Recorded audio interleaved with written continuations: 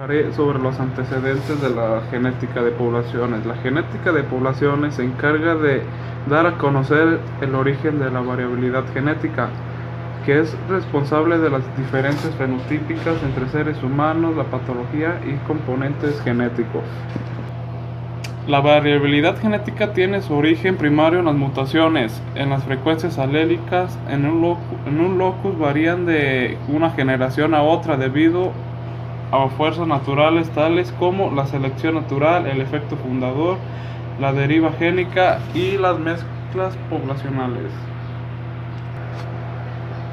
En el año 2000 se completó el borrador del primer genoma humano en ser secuenciado, 10 años y $3,000, casualmente el mismo número de nucleótidos en el genoma después de este proyecto. Este anuncio se dio a conocer en Estados Unidos por el actual presidente en ese tiempo, Bill Clinton, acompañado de su administrador Francis Collins. La genética de poblaciones es la ciencia que estudia las fuentes de variabilidad. Es relativamente nueva, pero tal vez su origen se basa desde hasta 1908, cuando Godfrey Hardy y Weinberg descubrieron su famosa ley. La teoría de la genética de poblaciones surgió hace más de 80 años y nos permite explicar los patrones de variación genética dentro y entre las poblaciones que lo forman en las especies en términos de fuerzas evolutivas.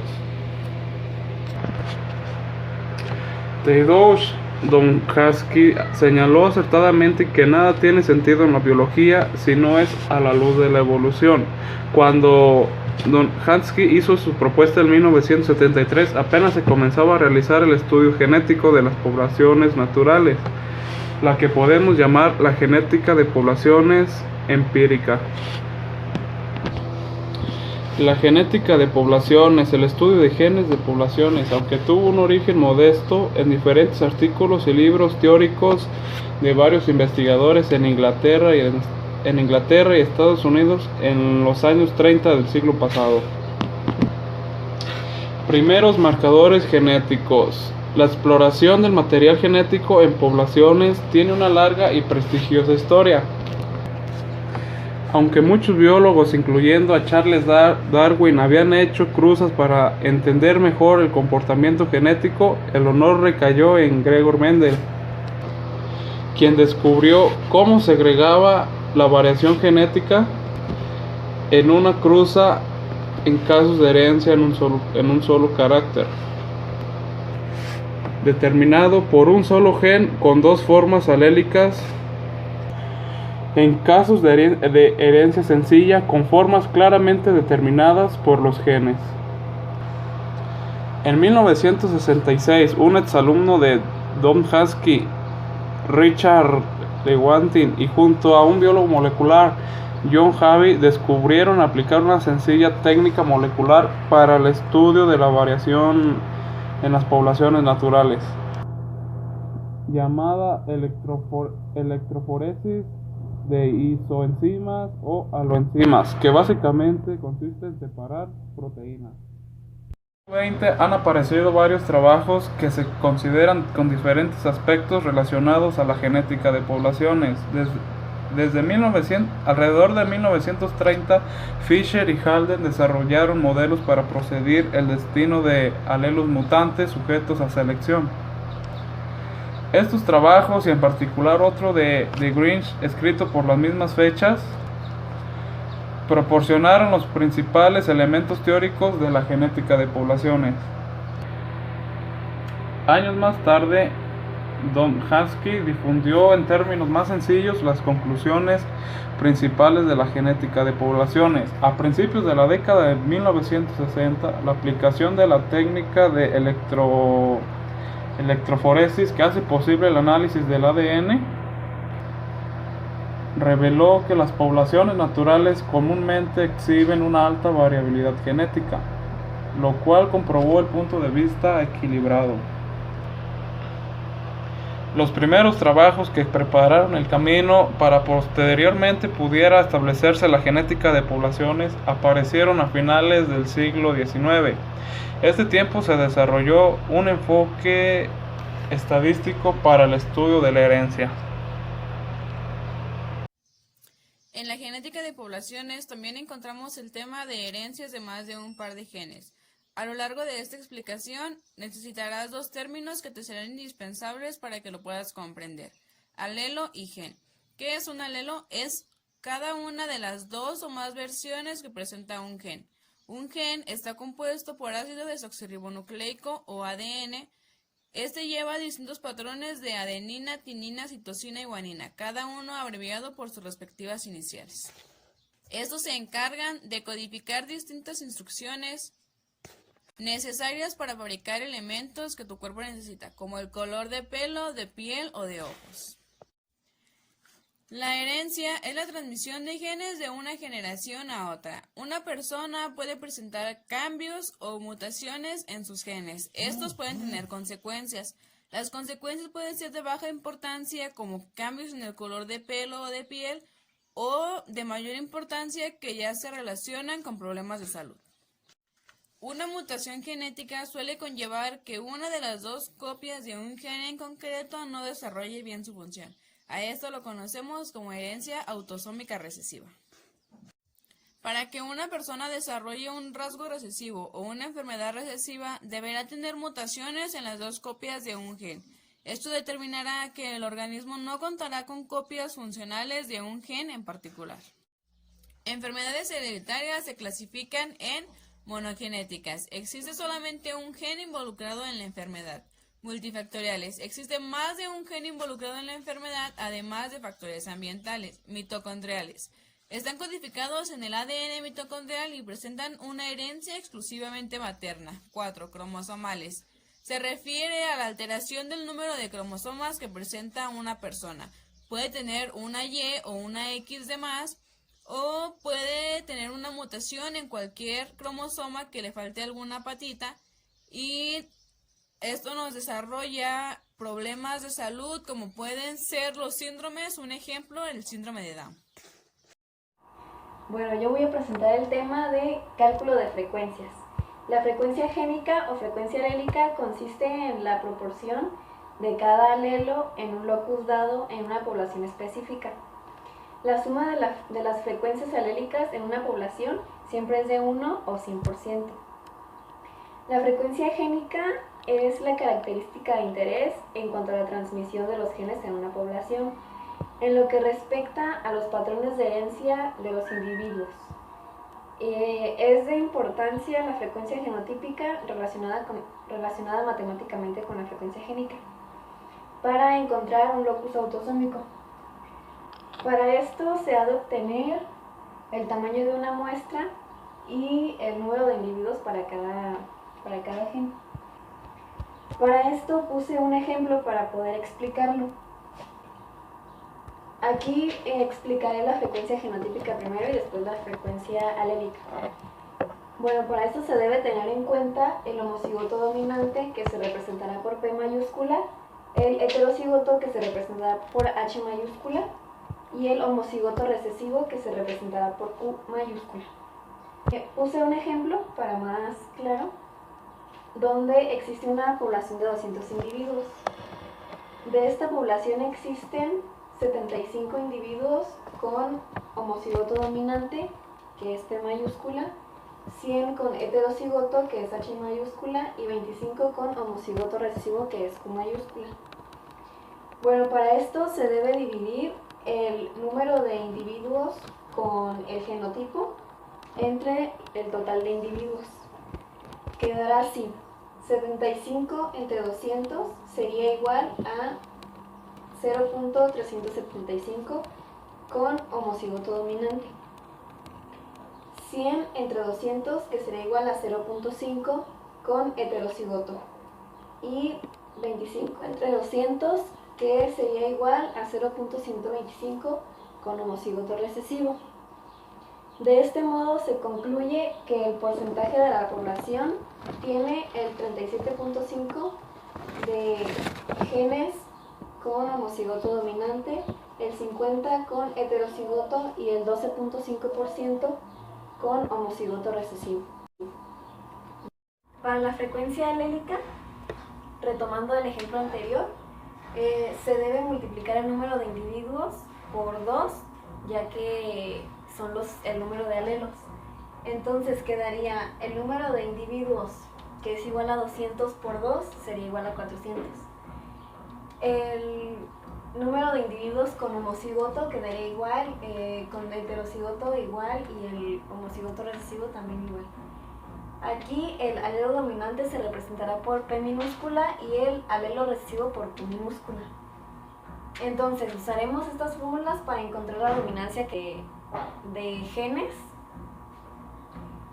y sería P minúscula es igual al homocigoto dominante por 2, que es el número de alelos, más el heterocigoto.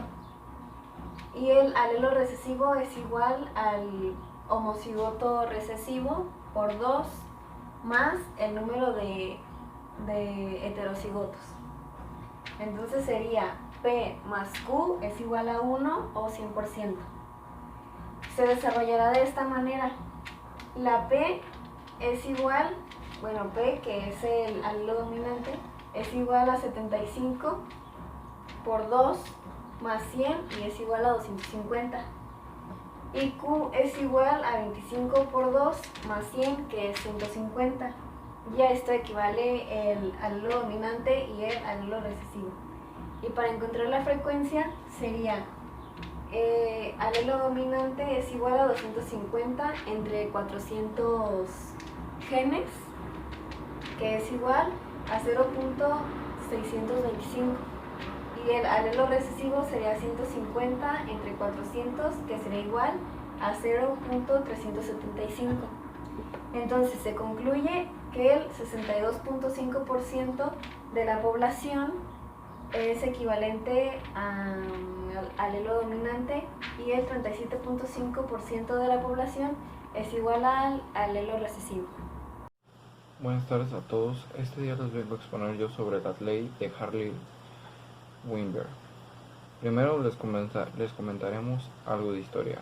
Hartley fue un matemático inglés y Weinberg un médico alemán, y ambos establecieron una base que hasta el día de hoy para entender cómo pueden cambiar las frecuencias genéticas y alélicas ocurren en la población a lo largo de las generaciones. A lo que mencionaba Hartley que una población que está en equilibrio, refiriéndose que mantiene sus frecuencias genéticas y genotípicas, establece de una generación a la siguiente, teniendo en cuenta que debemos respetar ciertas condiciones, que la población infinita que tenga un cierto número infinito de integrantes, lo que ya no es realista estos días. Otra condición, el aparecimiento al azar, refiriéndonos que no haya diferencia sexual con un cierto tipo de macho o hembra, la cual hoy en día es muy poco visto, incluyendo la igualdad de generaciones, que no haya migraciones porque cambiarían las frecuencias alélicas y se romperían el equilibrio. Otra condición, que todos los genotipos sean iguales en su efectividad de supervivencia y reproducción de los individuos. Y la última, pero no menos importante, la ausencia de mutación, planteándolo que la tasa de mutaciones sea la misma que la mutación inversa y refiriéndonos cuando un alelo A pasa a ser un alelo B, sea la misma en viceversa. Ya después de un poco de teoría, con un problema, mostraré un ejemplo, el cual sería más clara la forma en cómo veríamos este tema. Bueno, aquí les traemos un video sobre un problema para que sea un poco más entendido sobre todo este tema de las frecuencias alélicas de Hart y Weinberg. Primero aquí mostramos la fórmula, una P y una Q, las cuales la P muestra la frecuencia alélica de un alelo dominante, más que y Q es la frecuencia alélica de un alelo recesivo, las cuales dan como resultado el 100% de los alelos que se presentan relativamente o absolutamente en un organismo. Como datos tenemos 112 conejos con el alelo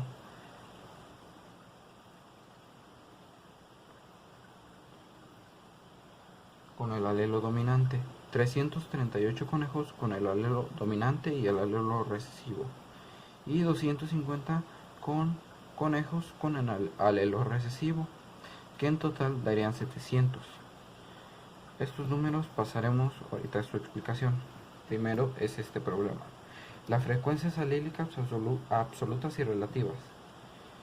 Aquí lo que queremos explicar, que tantos conejos, o bueno, los alelos que se encuentran dentro de cada conejo en una frecuencia absoluta y relativa. En frecuencia absoluta, en la cantidad de los primeros 112 conejos con los dos alelos dominantes son 112, al igual que la segunda cantidad y la tercera cantidad.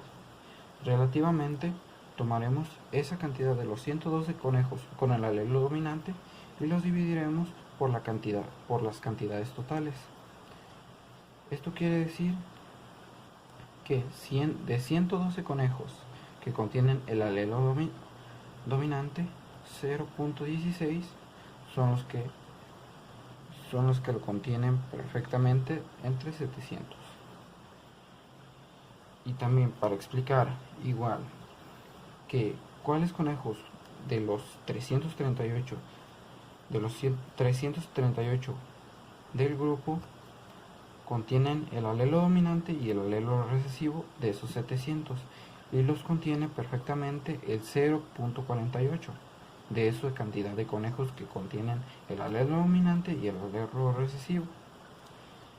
Y en total de los de alelo recesivo, que son 250, los dividiremos por la misma cantidad de 700, quedaría 0.36, tanto por una frecuencia relativa, que tendrá que dar 1, que sería el 100% de este problema. Después pasaremos a sacar la frecuencia absoluta de los alelos para saber qué cantidad de alelos, alelo recesivo, alelo dominante y recesivo, se encuentran en todas esas especies, utilizando esta misma fórmula, la cual sería que se sumarán dos alelos dominantes. ¿Por qué? Porque los alelos siempre se manejan de 2, más 2 alelos más dominante más recesivo, y también un alelo recesivo, igualmente sumándolo, teniendo en cuenta que como son 2, se eleva al cuadrado. Aquí mostramos la frecuencia alélica, que sería el resultado de cada uno que se mostró en este ejemplo. Todos estos se tomarían para saber, con este problema, para saber la frecuencia absoluta y relativa, pero tomando en cuenta ya los dos alelos que se encuentran en cada organismo. El primer problema aquí muestra P, la frecuencia alélica de un alelo dominante al cuadrado, más la mitad de 2 alelo dominante y recesivo, que sería,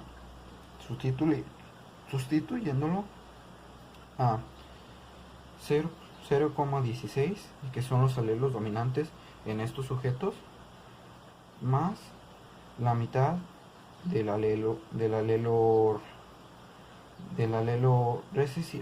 recesivo y dominante. En este ejemplo se toman donde se contienen el alelo dominante y el alelo recesivo para este problema, que sería un igual de 0.4, que relativamente se dominaría que todos los alelos que contienen el alelo dominante en estos sujetos son 0.4,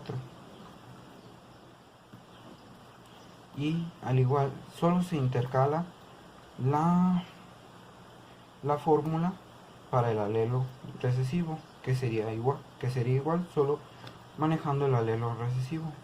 Q elevado al cuadrado más la mitad de dos alelo dominante y alelo recesivo, que serían igual a 0.36, que son los alelos recesivos, más 0.48.